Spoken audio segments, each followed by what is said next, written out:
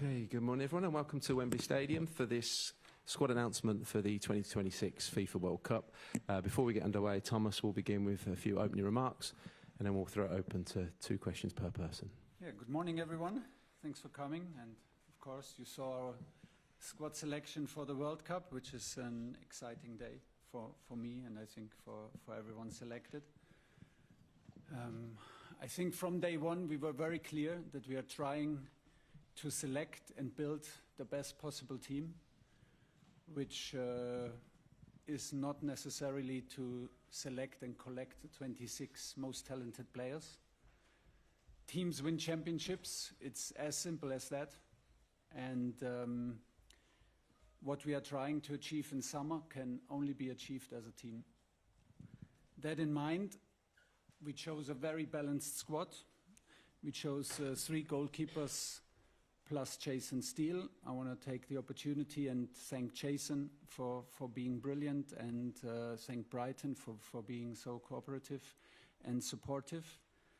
We choose 9 defenders for 4 positions. We chose 7 midfielders for 3 positions, and we chose 7 strikers for 3 positions.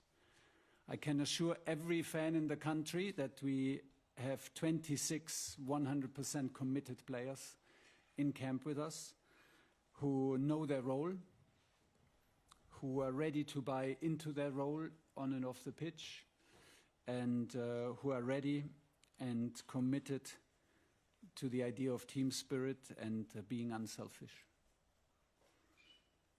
The squad, I think, has a significant number of players that will compete for starting minutes and starting places. That gives us also the chance to rotate on a very high level.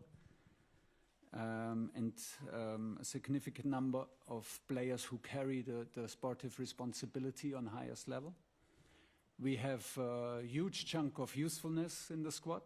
We have 6 players who won titles with the under-21s. We have Kobe, who is still young and has already won his titles. We have Nico O'Reilly on top, who is very young and has already won his medals. We have specialists with us, specialists for all kinds of different scenarios. When we're leading, when we're chasing a game, when we're chasing a result. We always said we want to be a strong set-piece team, so we have specialists for that, and we want to be a strong penalty team. We have specialists for that. And last, and for sure not least, we have a decent leadership group in camp. We have a decent leadership group with us in the World Cup. The leadership group took care and ownership in a very special way from September onwards. They created a culture, they set the tone, they set the standards, created and took care of the standards, and we were very happy with that. And that is why the majority of this team and that this majority of the selection is from the players who were with us in September, October and November. It's important for me to say that I am very grateful to all players who helped us qualify, to all players who had sometimes only 1 of 6 camps with us. Very grateful. And I tried to show my respect and my appreciation for what they have done in telling them in personal phone calls in the last 3 days about my decision. So I called every player that was at least once with us personally to tell them my decision, even if it was a painful decision or it was a disappointing message. We believe that it has to be delivered from me. I will not go into details, of course, but I tried to explain and explain my decision and try to express my appreciation and respect for the player. Okay. No more questions? Good. Hundreds, I'm afraid. Hundreds. Yeah. Thomas, nice to see you, and thanks for explaining that. That's very helpful. You've surprised us again. I want to start with perhaps what we thought was the biggest surprise, and that's Ivan Toney's inclusion. He's played a total of 7 minutes of international football in your 16 months in charge. He wasn't on a lot of people's radar, and yet here he is in your World Cup squad. Yeah. Can you explain that to us? Also a bit of a surprise to us.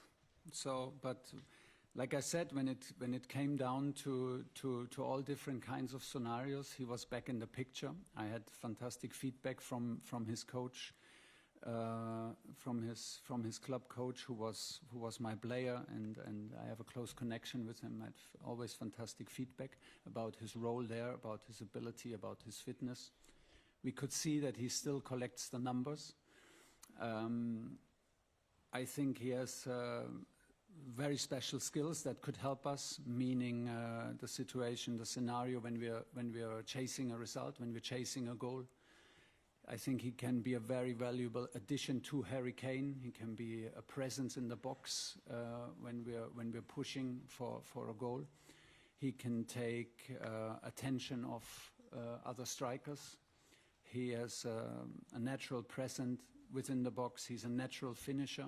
He can help us with set pieces because he's very strong in the air, very good in using his body, and not to forget, he's a world-class penalty taker. So he ticks some boxes that we wanted to be ticked. You've made it clear again in your opening statement that reputation, big names are not necessarily what matters to you, it's how they fit in the collective. And you've said that consistently, I think, in all your time in charge, to be fair. But there are some world-class talents that are not in this squad that other nations will look at and say, how are Phil Foden, Cole Palmer, Harry Maguire, Trent Alexander-Arnold, etc., Morgan Gibbs-White, how are they not in this squad? How have you left them out? Do you fear leaving their talents out? Say again the question. Do you fear leaving those talents at home at all? How I felt, or how I feel? Fear? A fear? Yeah, do you fear leaving those talents at home? No, I don't fear, because I'm very confident in the group that we chose and with whom we arrived, with which we arrive. Very difficult decisions, painful conversations, difficult for the players, difficult to explain to the players. But as I said, what we're trying to achieve, we try to achieve as a team, and we try to nominate a balanced squad. If everyone is selected, it was a given that from these 55 players, we have to leave some extraordinary talents, some extraordinary personalities at home. Either way, if we would have picked all these names, some other big 5 names would have been out, and we would talk about these names. So that comes with a job. I like these kind of decisions, even if they took us weeks and sometimes months to clarify the decisions. I think they bring clarity. I think they bring, in the end, a certain edge that is necessary. I tried to explain the reasons for the players. Could they be in camp? Did they do anything wrong? No. Could they be in camp? Yes, 100% sure. But for some of them, it's just the amount of players on a certain position. We didn't want to play the players out of position so much, and we want to give them a clear role, and it comes with difficult and maybe hard choices in the build-up to the tournament. Hi, Thomas. You said a lot of painful decisions to make for players and difficult phone calls. One player who's released a statement saying he was disappointed was Harry Maguire.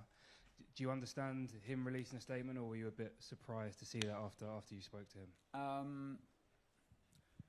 I was a bit surprised, but I respect his personality a lot. I respect his quality a lot. He had an outstanding season. I can see the disappointment. I can see the reason behind the disappointment.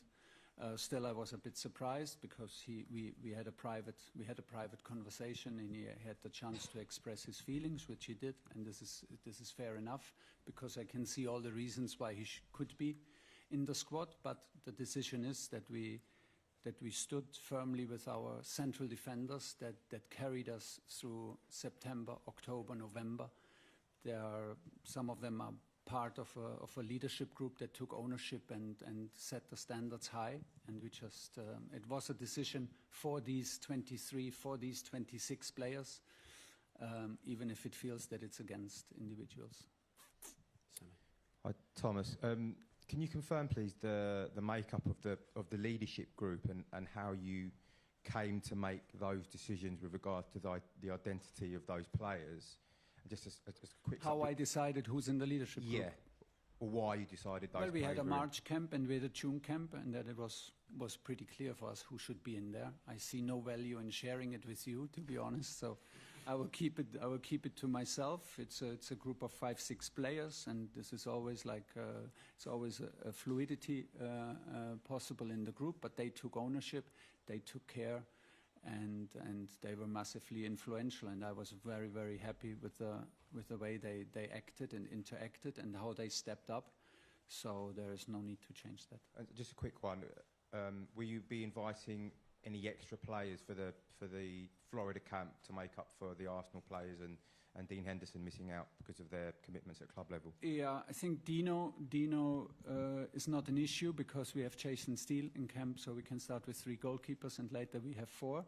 But yeah, we will take some young players out who will train with us and keep the squad in the size that we need. That we have all the possibilities also for the 2 friendly matches to take care about the minutes and the load of the players. So this will be Alex Scott is confirmed, Rio Ngumoa is confirmed, and Josh King, and there will be 1 more player which we cannot name because it's not confirmed yet. But I'm happy that these guys are with us, especially Alex, who was even on the list of 55 and had a kind of a disappointing phone call as well that he didn't make the first cut.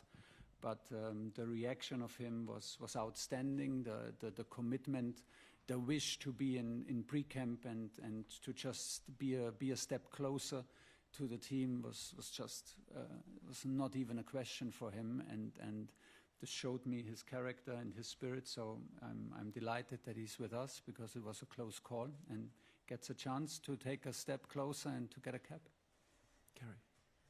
Thomas, a big day for you. I know how much you love your players, so I know it's been a really tough 48 hours, but you were brought in here to make tough decisions. You're a winner, 60 years of hurt now. What makes you believe you can win this World Cup?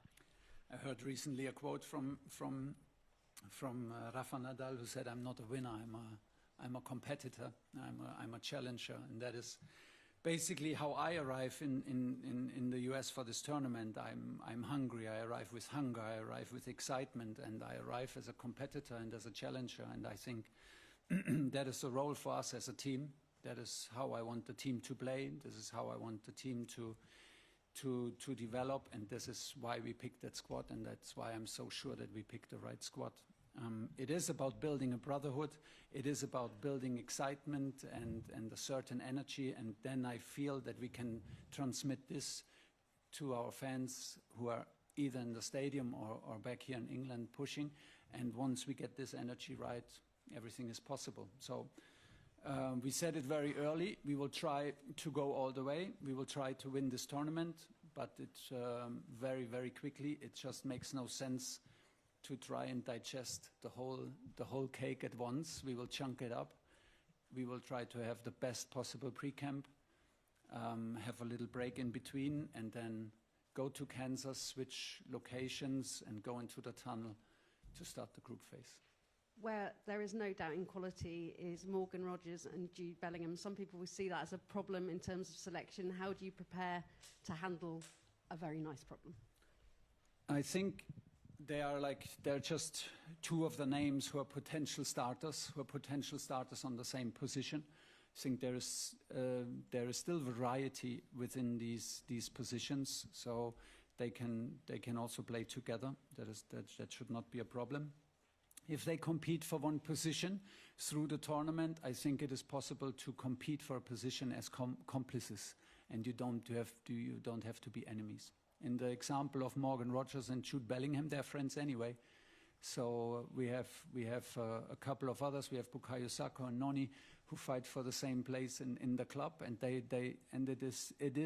I strongly believe that it is possible that you fight for your place and still push your friend, your colleague, especially in international football, to the best possible performance, and that will come back to you, and we took a lot of care about that exactly this energy is right.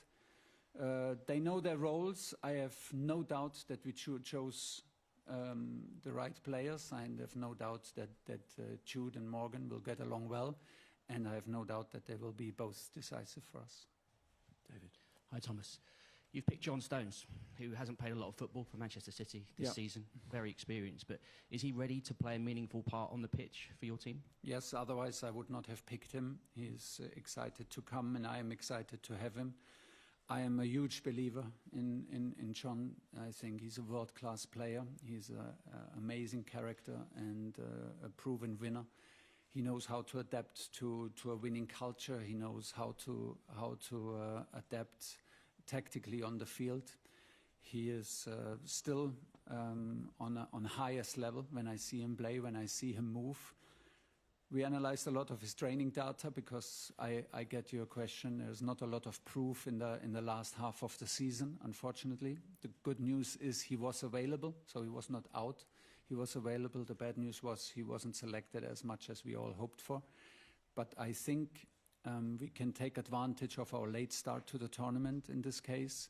We have still, I think, over 4 weeks until our first match. We will give him now.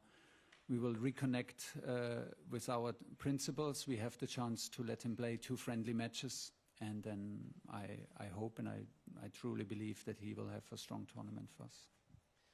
Another player you have picked, Toney Madueke. Yeah. Why have you picked him over, say, someone like Jarrod Bowen or even maybe Cole Palmer, who could play on the right as well? Yeah, I mean, you mentioned Jarrod. Jarrod was just one of the players under the radar maybe, but he was just excellent in every camp.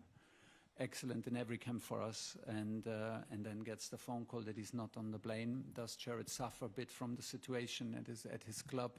It's difficult for him, and does Noni and Bukayo profit from the situation at their club? They play in finals. They back the Premier League title. They play in a Champions League final. So it's a question of concurrence. Without telling too much, the reaction of Jarrod was just outstanding. It just proved again what kind of character he is, how much he buys into the team spirit, even if it was a difficult one and a disappointing message for him. It was a very difficult choice to make. Noni was excellent for us in the matches that he played. I believe that he can be a difference maker.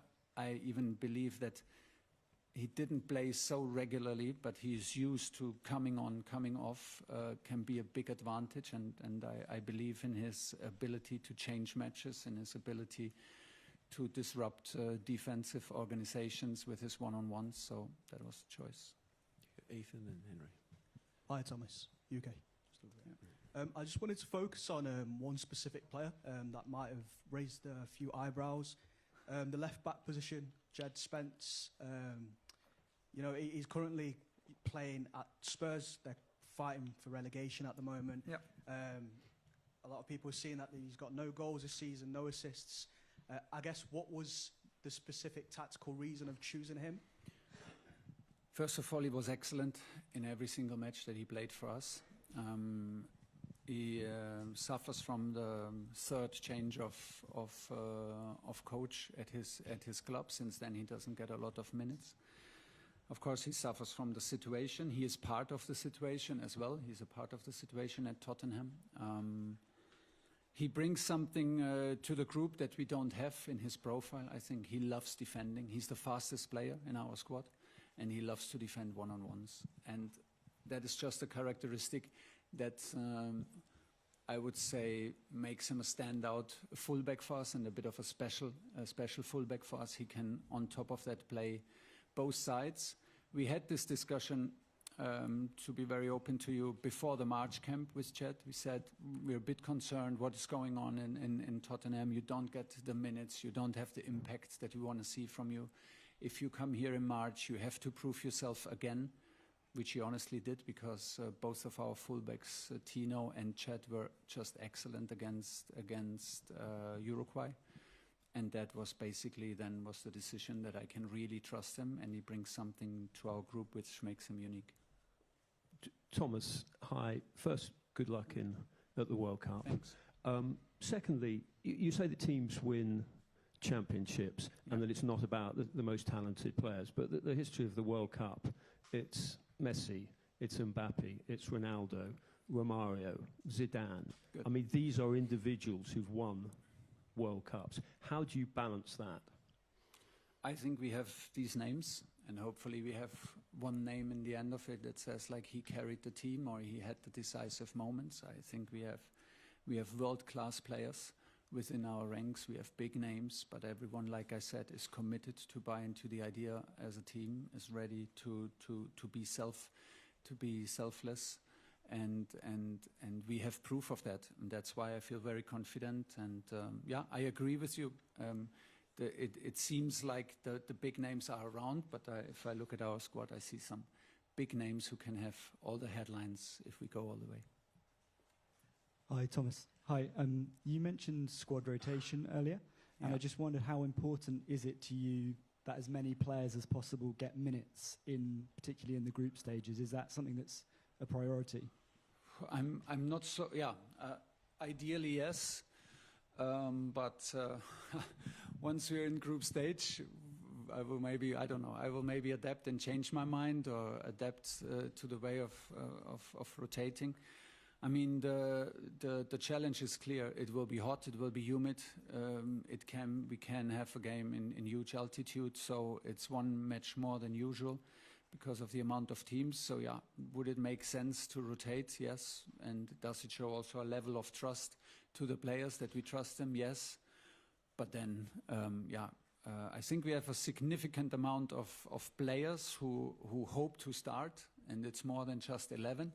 So we will be able to rotate on a high level and give minutes and spread the minutes.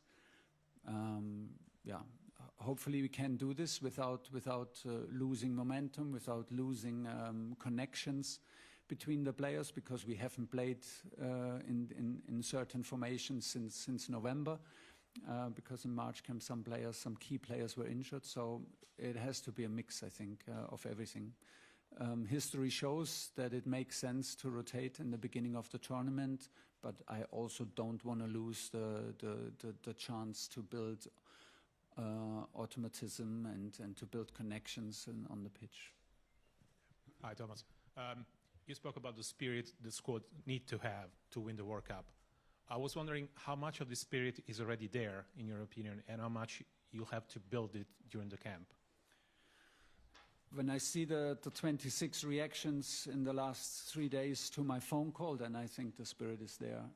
It was amazing to see. I wish everyone could have seen what it means to the players, the joy, the emotion, to get this phone call, even of players where you could think, oh, well, he should be sure that he's on the plane. What it means to them, it would be nice to share it, actually. That just shows me that we chose the right group. We have to be sure, because we want to be a long, long time together, and we will be together 24/7. So no one can drive home and have an afternoon off at home and relax and come back the next day. We will stay together. Of course, that's why this is very important.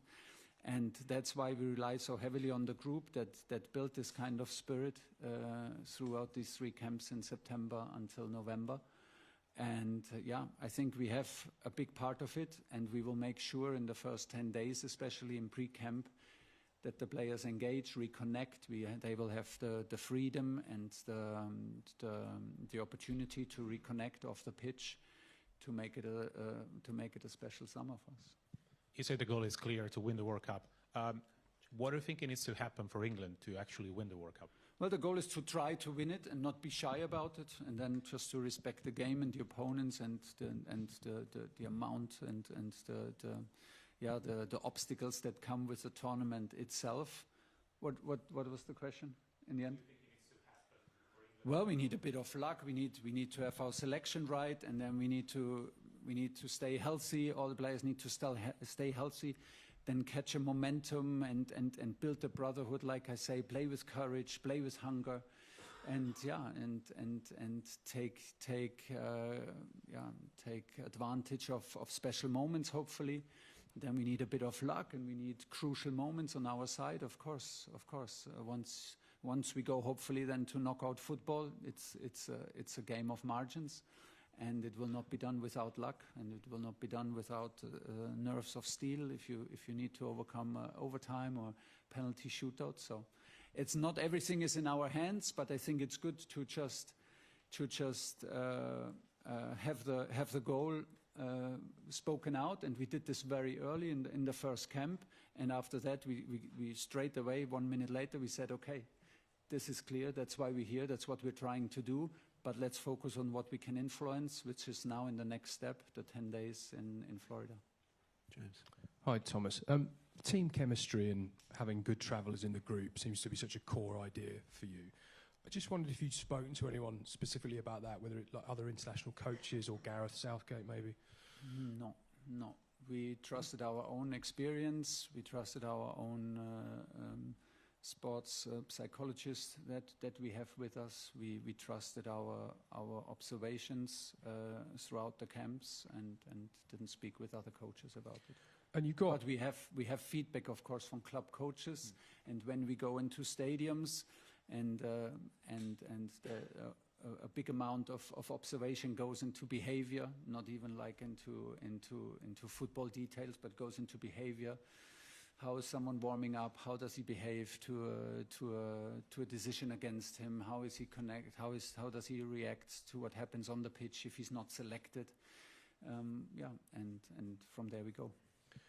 Arsenal obviously in the Champions League final. Yeah. Villa have won the Europa League. Palace are in the Conference League final next week. Do you take the positives from that English players are winning things, getting to big finals? Yeah.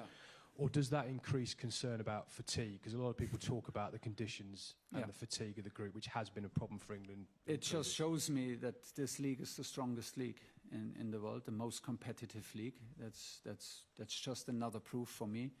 And it just shows on the negative effect of it that our players will be tired after a long season. That's just how it is. It does not make it easier to go then to 3 countries and a big change of climatic conditions and all that. But we are aware of it. We are very well prepared. We had best support of Team GB. We had full support. Everyone at SGP, a lot of experts, a lot of people helped us with their knowledge and their experience. That's why we go out quite early to adapt. And I think once the excitement kicks in, once the adrenaline kicks in, we will overcome. And just accept the challenge. It will never be an excuse, but the level of performance of the English team just tells me that the concurrence and the competitiveness of the league is one of a kind. Is that tiredness your biggest challenge, do you think, overcoming that? Yeah, and it goes then back to getting the load right in pre-camp, getting the load individually right for the players, getting the headspace right, getting the attitude right. Don't go too early into the tunnel, getting our rotation right and the selection of the teams, because we want to stay a long time in the tournament, and we will take advantage of the full squad. We'll finish back with Rob Dorset. Thomas, I'm sorry to hijack a really important England media conference with news that's broken while you've been talking. What's the news? Manchester City have announced that Pep Guardiola will be leaving at the end of this season. We expected that to happen, but it's still a hugely significant event. I wondered if you wanted to say something about that, and also the impact that he's had on the Premier League and English football as a whole. Well, the impact he had on every league where he trained, and it's just one of a kind. It's like just the one of the very, very, very best.